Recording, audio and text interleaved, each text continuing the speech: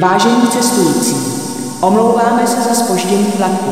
Rychlík číslo 927 Krakonoš ze směru Praha hlavní nádraží. Pravidelný příjezd ve 13 hodin 0 minut, který dále pokračuje ve směru Trutnov hlavní nádraží. Pravidelný odjezd ve 13 hodin 2 minuty bude na svém příjezdu asi 120 minut opožděn. Upozorňujeme cestující, že ohlášená doba zpoždění se může změnit. Zpoždění vlaku je zapříčiněno nesjízdností tratě v důsledku záplav. Pozor, hlásím změnu koleje. Zpožděný rychlík číslo 927 Krakonoš ze směru Praha hlavní nádraží. Pravidelný příjezd ve 13 hodin 0 minut přijede ke 3. nástupišti.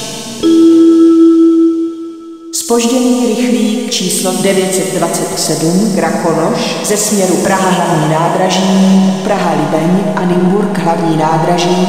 Pravidelný příjezd ve 13 hodin 0 minut přijede ke 3. nástupišti. Vlak dále pokračuje ve směru Chlumec nad Cidlinou, Hradec Králové hlavní nádraží, Jaroměř, Česká Skalice, Starkoč, Červený Kostelec, Malé Svatoňovice, Trutnov Střed a Trutnov hlavní nádraží. Pravidelný odjezd ve 13 hodin 2 minuty.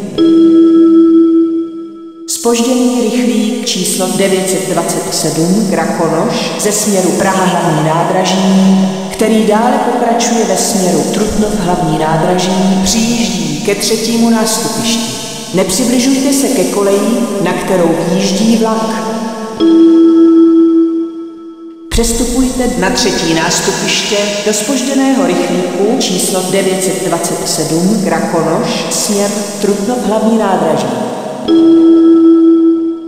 Na 3. nástupiště nastupujte do zpožděného rychlíku číslo 927 Krakonoš ve směru Hradec Králové hlavní nádraží, Jaroměř, Starkoč a Trutnov hlavní nádraží.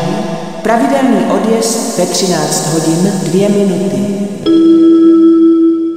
Na 3. nástupišti ukončíte nástup do zpožděného rychlíku číslo 927 Krakonoš ve směru Hradec Králové hlavní nádraží, Jaroměř, Starkoč a Trutnov hlavní nádraží. Pravidelný odjezd ve 13 hodin 2 minuty. Vlak je připraven k odjezdu. Služební hlášení. Vozmistr se dostaví k vlaku 927 Krakonoš na 3. nástupiště. Číslo 927 Krakonoš na 3. nástupiště.